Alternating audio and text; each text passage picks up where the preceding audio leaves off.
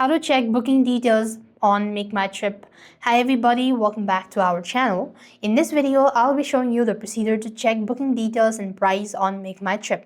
So what you want to do is, first thing first, you want to log into your MakeMyTrip app on your device. After which, you just want to make sure to go to My Trip from the bottom left corner of the screen. Now, basically, you will be able to see a basic bookings to see the total price, fare rules, and passenger details as well.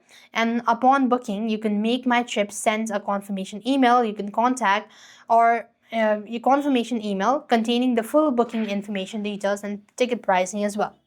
You could also use the 6-character booking code PNR to check the live status account, although this may not show the detailed price breakdown compared to MakeMyTrip section.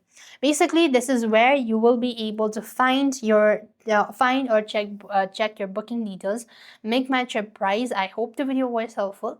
Make sure to like, share, and subscribe. Thank you for watching. See you in the next video.